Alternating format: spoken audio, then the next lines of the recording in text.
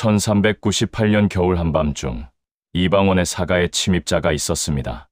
순찰 중이던 하인이 칼을 빼들었으나 침입자는 재빠르게 품에서 무언가를 꺼냈습니다. 소리 지르지 마라. 나는 대감을 만나러 왔다. 하인이 황급히 이방원을 깨웠습니다. 들라 하라. 사랑채 문이 열리자 검은 두루마기를 입은 사내가 들어왔습니다. 누구의 심부름이냐? 이방원이 차갑게 묻자 사내는 밀서 하나를 꺼내 내려놓았습니다. 정 판서께서 내일 아침 모든 왕자들의 사병을 회수하겠다 하셨습니다. 거부하면 역적으로 몰아처단하신다 하셨습니다. 침묵이 흘렀습니다. 사내는 물러서지 않았습니다. 대감, 지금이라도 늦지 않았습니다. 순순히 따르신다면 목숨만은 살려주신다 하셨습니다. 이방원은 웃었습니다. 목숨을 살려준다. 정도전다운 자비로움이로다. 돌아가서 전하라. 나는 순순히 따를 사람이 아니라고. 사내가 몸을 돌렸습니다. 그가 떠나기 전 마지막으로 말했습니다. 후회하실 겁니다. 대감. 후회는 살아남은 자가 하는 것이다. 꺼져라. 사내가 사라진 후 이방원은 천천히 칼을 들어 올렸습니다. 내일 아침이라. 그럼 오늘 밤이 마지막이구나. 이방원은 칼을 내려다보았습니다. 이 칼로 누구를 벨 것인가? 정도전인가? 아니면 자신의 목숨인가? 누구 없느냐? 하인이 달려왔습니다. 부인을 불러라. 당장. 안채로 들어서자 민씨가 기다리고 있었습니다. 여흥 민씨 가문의 차녀로 자란 그녀는 권력의 흐름을 읽는 법을 어릴 적부터 배워왔습니다. 그녀에게 이방원은 단순한 남편이 아니었습니다. 그는 투자의 대상이었고 가문의 운명을 걸 만한 유일한 판이었습니다. 민씨는 차를 따르며 입을 열었습니다. 정도전이 곧 움직인다는 소문입니다. 알고 있소. 그럼 대감께서는 어찌하실 겁니까? 이방원은 대답하지 않았습니다. 앉아서 죽기를 기다리시겠습니까? 아니면 일어서서 목을 치시겠습니까? 민씨의 눈빛에는 흔들림이 없었습니다. 남편이 망설인다면 자신이 등을 떠밀 준비가 되어 있었습니다. 호랑이가 계집에 갇혀 있어서야 되겠습니까? 대감. 그 말이 이방원의 마지막 망설임을 끊었습니다. 민씨는 자리에서 일어나 안방 깊숙한 곳으로 향했습니다. 잠시 후 그녀가 돌아왔을 때 손에는 낡은 열쇠가 쥐어져 있었습니다.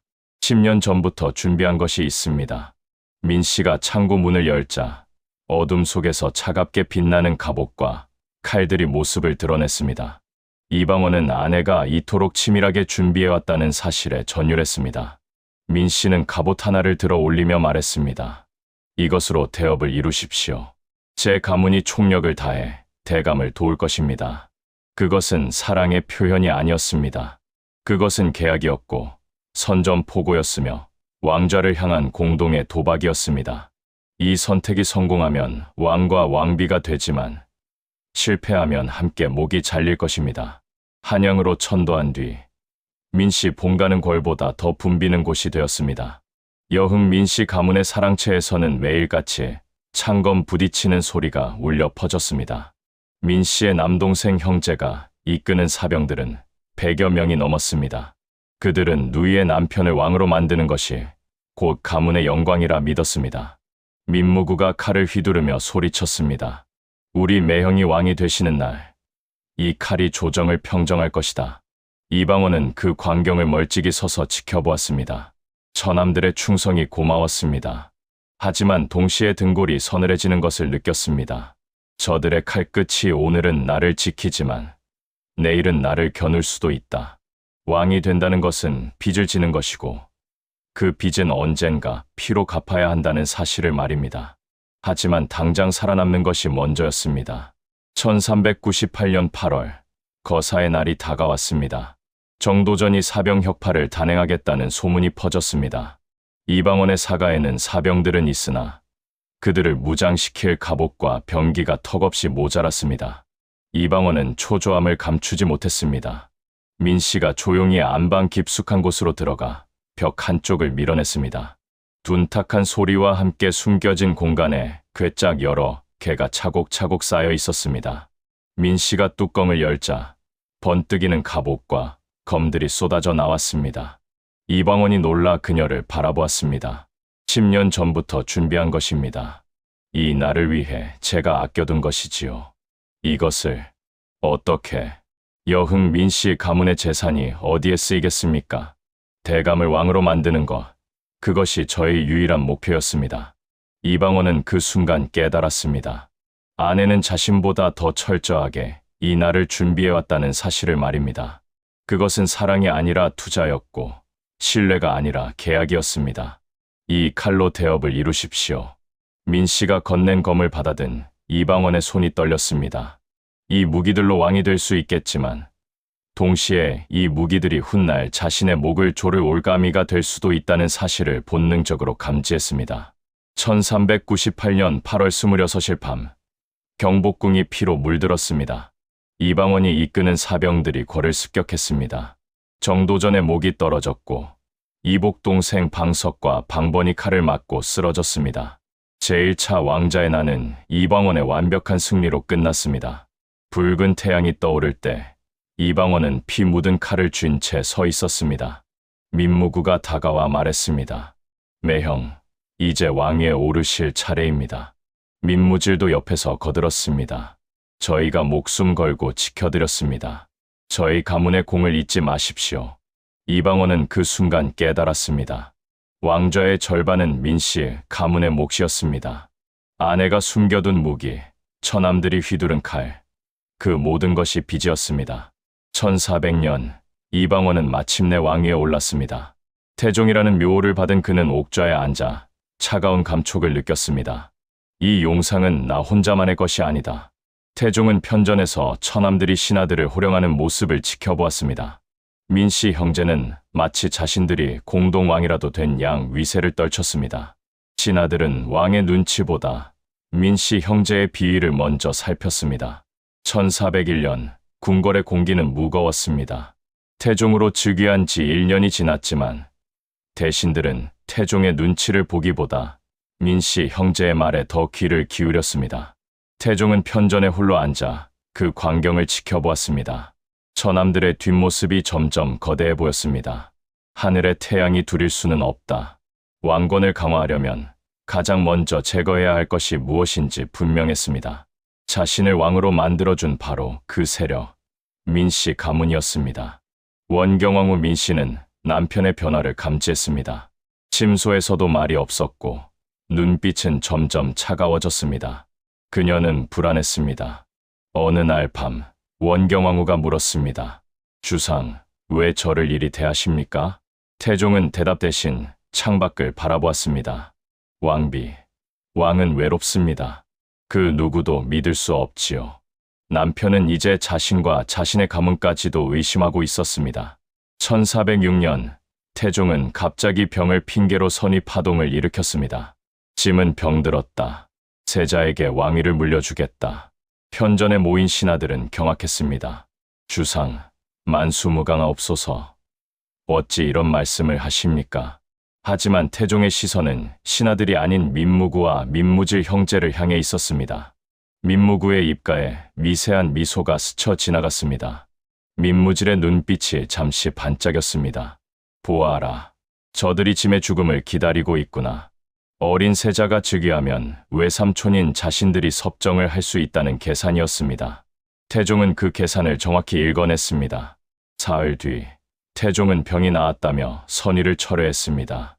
그날 밤, 태종은 측근 하륜을 불렀습니다.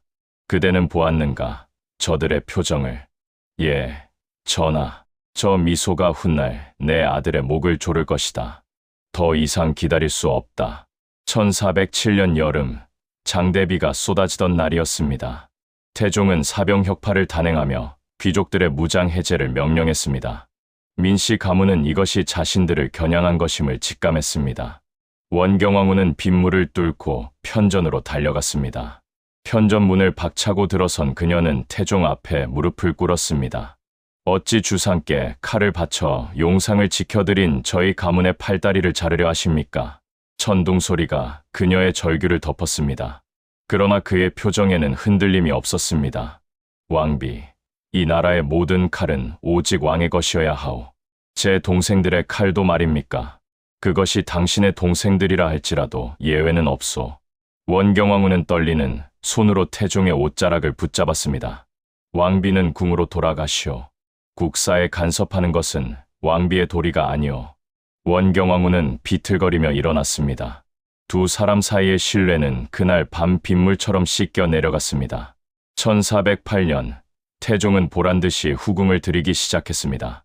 태종에게 후궁 간택은 여색을 탐하는 것이 아니었습니다. 그것은 원경왕후의 길을 꺾고 처가의 정치적 영향력을 분산시키려는 고도의 심리전이었습니다. 왕비 한 사람의 권위를 떨어뜨려 민씨 가문 전체의 위상을 낮추려는 계산이었습니다. 어느 날 밤 원경왕후는 참지 못하고 태종의 침소로 찾아갔습니다. 내가 당신을 왕으로 만들었는데 어찌 이리도 잔인하게 짓밟으십니까? 태종은 차갑게 그녀의 손을 뿌리쳤습니다. 투기는 칠거지약이오. 왕비의 채통을 지키시오. 채통, 당신이 제 채통을 먼저 짓밟지 않았습니까? 원경왕후의 목소리가 궁궐 전체에 울려 퍼졌습니다. 하지만 태종은 고개를 돌렸습니다. 왕비는 왕실의 어머니요. 감정에 휘둘려서는 안 돼요. 물러가시오. 사랑했던 부부는 이제 서로의 심장을 겨누는 적이 되었습니다. 1410년 마침내 태종은 칼을 빼들었습니다. 민무구와 민무질에게 제주도 유배령이 내려졌습니다. 죄목은 불충이었으나 진짜 이유는 왕권에 대한 위협이었습니다. 유배지에 도착한 지 보름 만에 두 사람에게 사약이 내려졌습니다. 소식을 들은 원경왕후는 짐승 같은 울음소리를 토해냈습니다. 동생들의 죽음은 단순한 이별이 아니었습니다. 그것은 처참한 배신감이었습니다. 원경왕후는 피를 토하듯 외쳤습니다. 차라리 나를 죽이시오. 내 동생들 대신 나를 죽이시오. 하지만 태종은 그녀를 찾아오지 않았습니다. 이것은 사사로운 감정이 아니다. 훗날 세자가 외척의 소나기에 놀아나지 않게 하려는 아비를 벤 심정으로 내린 결단이다. 조정은 숨을 죽였습니다. 아무도 감히 입을 열지 못했습니다. 1415년 비극은 멈추지 않았습니다. 두 동생의 죽음으로 끝날 줄 알았던 악몽은 계속되었습니다. 태종은 남은 처남인 민무회와 민무율마저 제거하기로 결심했습니다. 민씨 가문의 씨를 완전히 말리겠다는 광기 어린 집착이었습니다. 늦은 밤 어둠이 짙게 깔린 대전에서 태종은 세자 양녕대군을 불렀습니다. 촛불 하나만이 흔들리는 방 안, 태종의 얼굴은 그림자에 반쯤 가려져 있었습니다. 양녕아, 외가가 무엇인지 아느냐? 아바마마, 외가는 어마마마의 집안이옵니다. 틀렸다. 태종의 목소리가 차갑게 가라앉았습니다. 외가는 너의 방패가 아니다. 그들은 너를 삼킬 늑대들이다. 내가 죽고 나면 저들이 너를 꼭두각시로 만들 것이다. 그들을 불쌍히 여기지 마라. 양녕은 떨리는 목소리로 대답했습니다. 예, 아바마마. 태종은 아들의 어깨를 움켜쥐었습니다. 그의 소나기에 힘이 들어갔습니다. 왕은 외롭다. 누구도 믿어서는 안 된다. 가족조차 말이다. 중궁전에서 원경왕후는 이 모든 것을 감지하고 있었습니다. 그녀는 더 이상 눈물조차 나오지 않는 메마른 눈으로 허공을 응시했습니다.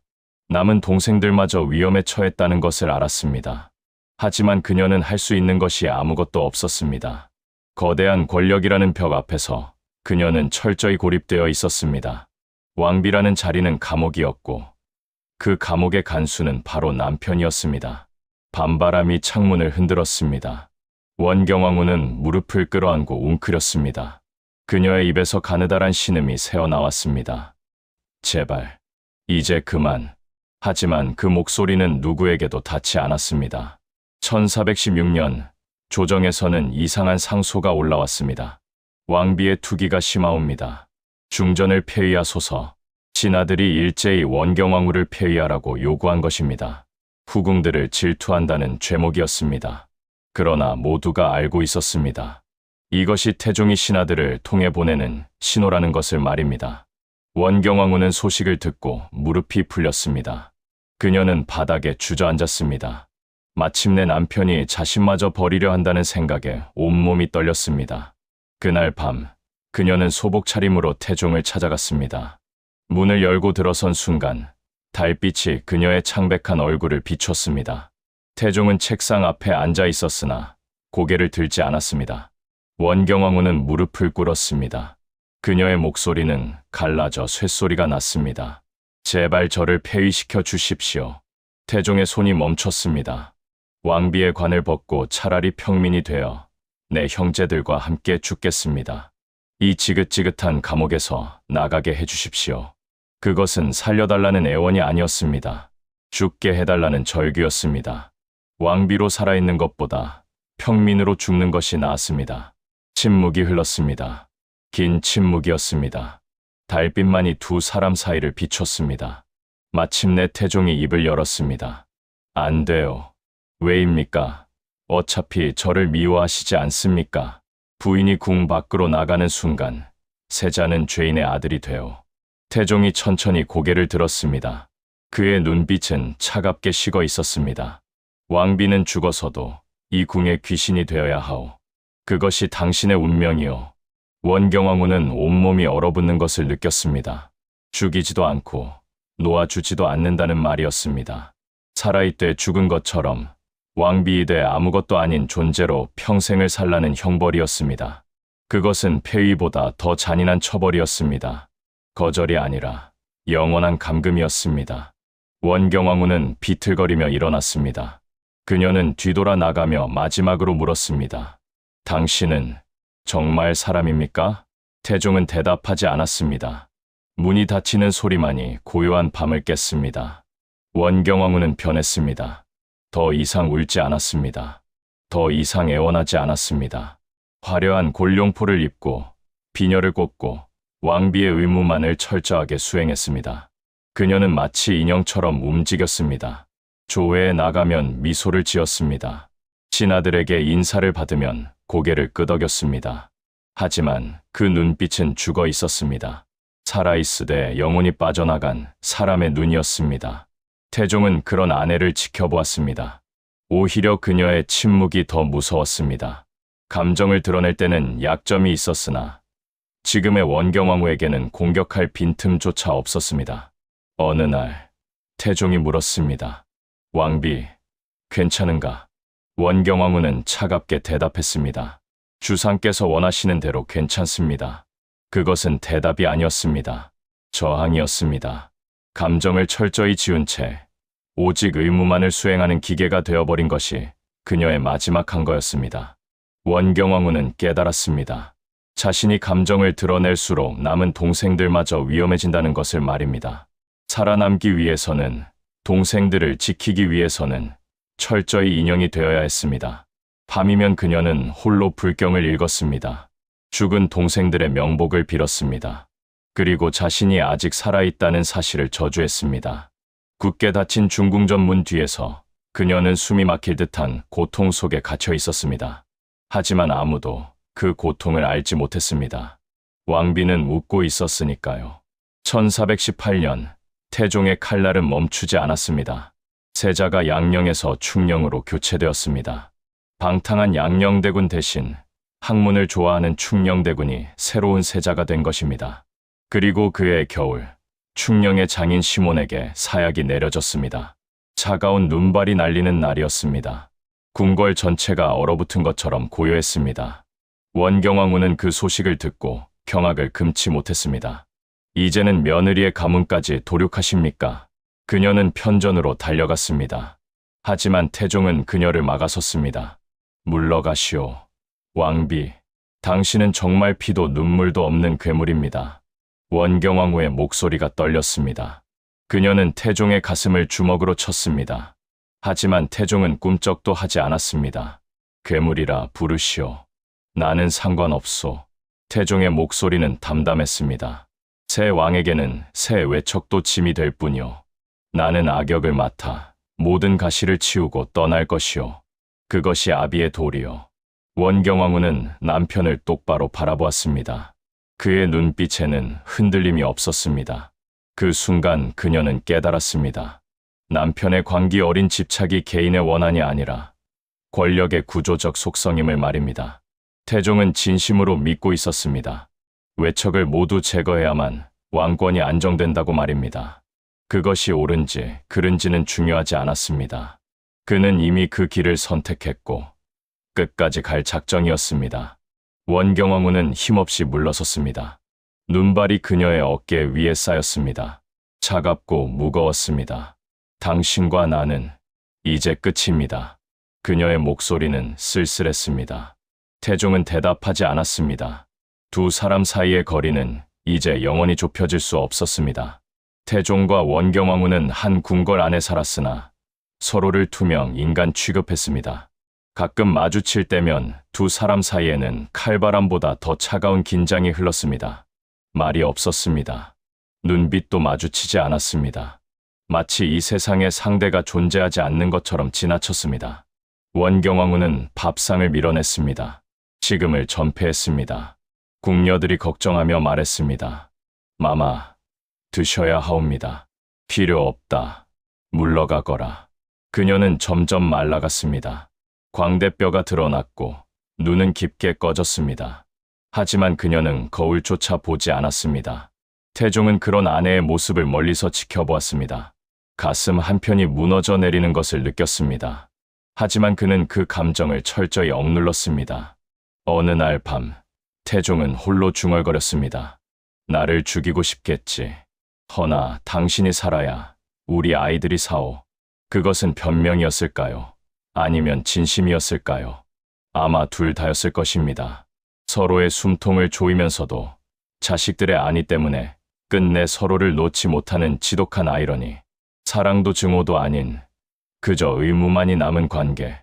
그것이 태종과 원경왕후의 마지막 모습이었습니다. 두 사람은 권력의 정점에서 가장 비참한 수싸움을 벌이고 있었습니다. 이긴 사람도 없었고 진 사람도 없었습니다. 둘 다 패배자였습니다. 달빛이 궁궐을 비췄습니다. 고요했습니다. 너무나 고요했습니다. 그 고요함 속에서 두 사람은 각자의 지옥을 살아가고 있었습니다. 1418년, 태종이 왕위에서 물러났습니다. 구름 한 점 없는 맑은 하늘이 궁궐을 비추던 날이었습니다. 세종이 즉위식을 마치고 새로운 왕이 되었습니다. 상왕이 된 태종은 수강궁으로 물러났으나 여전히 병권을 쥐고 있었습니다. 어느 날 오후, 태종은 세종과 함께 경회루를 거닐었습니다. 연못에는 잉어들이 유유히 헤엄쳤고 버드나무 가지가 바람에 흔들렸습니다. 태종이 물었습니다. 주상, 이 아비가 너무 잔인하다 생각하느냐? 세종은 잠시 침묵했습니다. 그는 어린 시절부터 외가의 비극을 목도해왔습니다. 어머니가 우는 소리를, 외삼촌들이 죽어가는 소식을 모두 들었습니다. 아바마마께서 흘리신 피 덕분에 소자는 칼을 놓고 붓을 들 수 있었습니다. 태종의 발걸음이 멈췄습니다. 세종이 계속 말했습니다. 아바마마께서 악역을 맡으셨기에 소자는 성군이 될 수 있습니다. 소자는 그 무게를 알고 있습니다. 태종은 아들의 어깨에 손을 얹었습니다. 그의 눈가가 붉어졌습니다. 너는 좋은 왕이 될 것이다.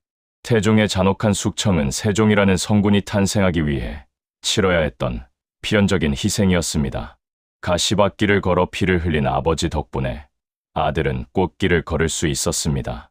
원경왕후는 먼 발치에서 그 모습을 지켜보았습니다. 대비가 된 그녀는 이제 정치에서 완전히 손을 뗐습니다. 아들이 즉위하는 것을 보며 그녀는 눈물을 흘렸습니다.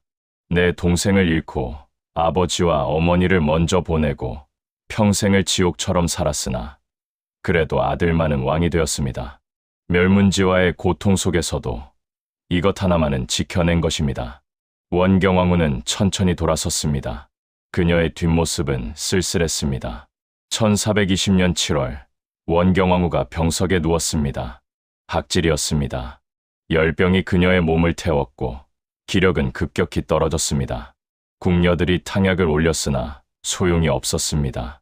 죽음의 그림자가 중궁전에 드리웠습니다. 태종은 매일같이 그녀의 처소를 찾았습니다. 상왕의 신분으로, 더 이상 왕이 아닌 한 사람의 남편으로 그는 아내의 곁을 지켰습니다.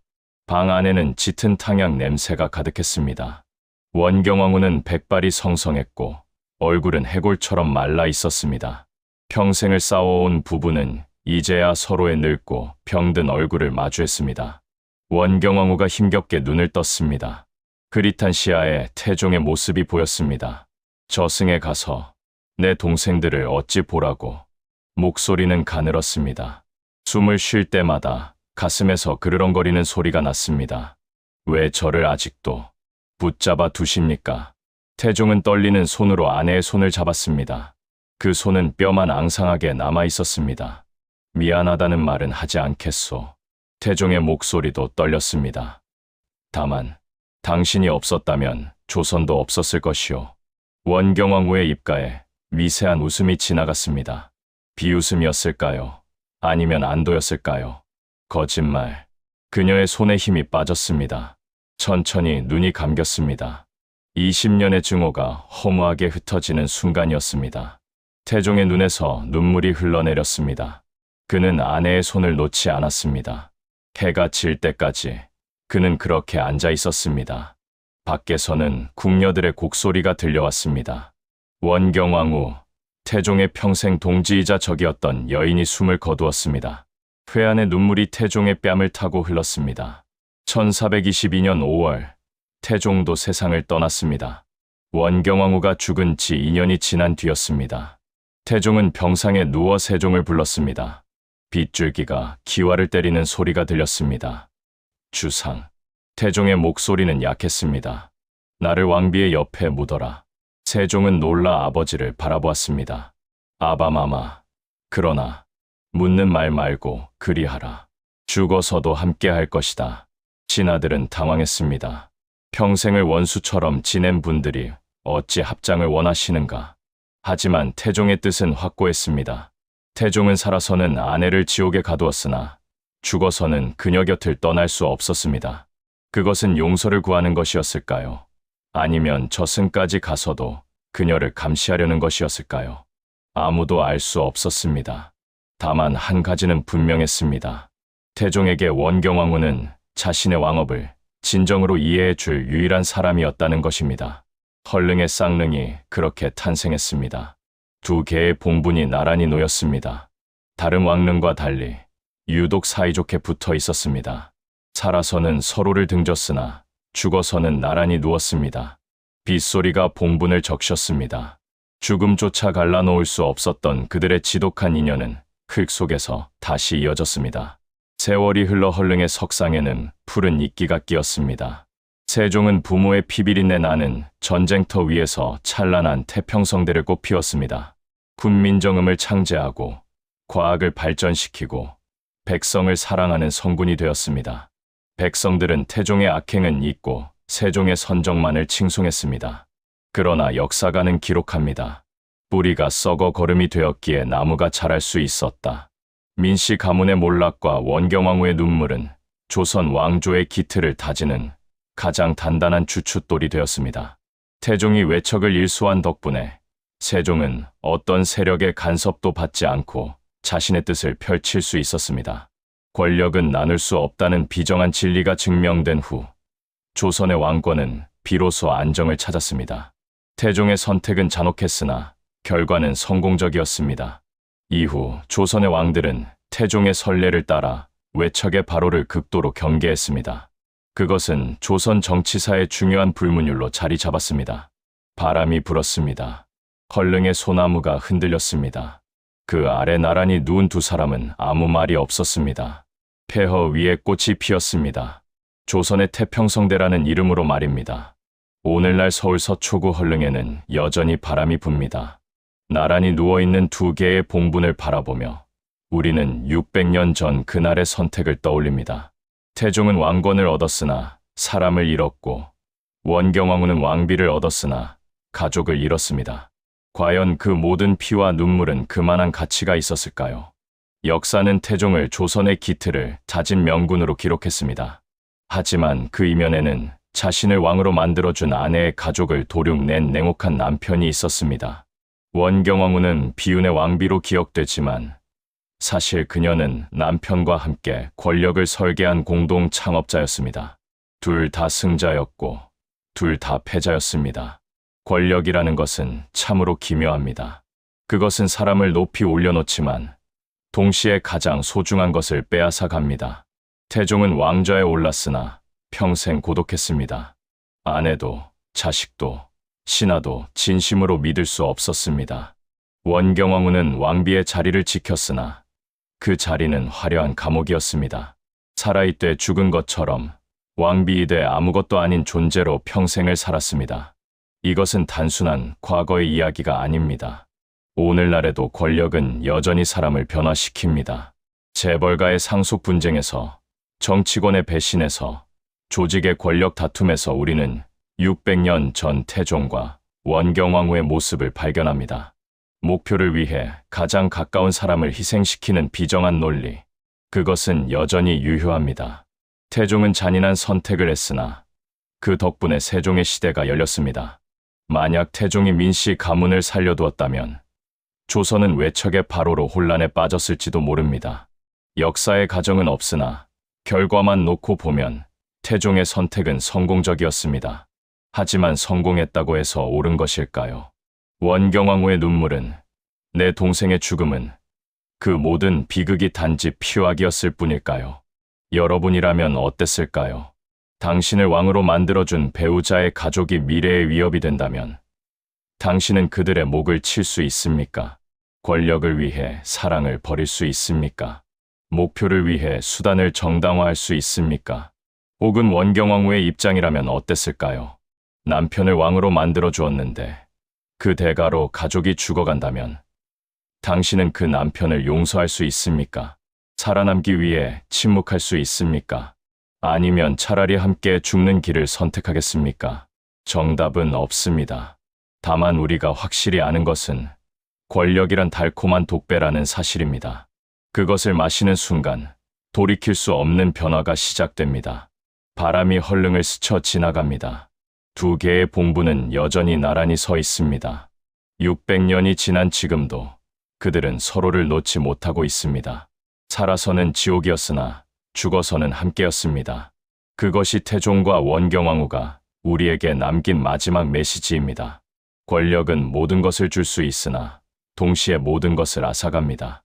그리고 그 대가는 죽어서야 비로소 깨닫게 됩니다.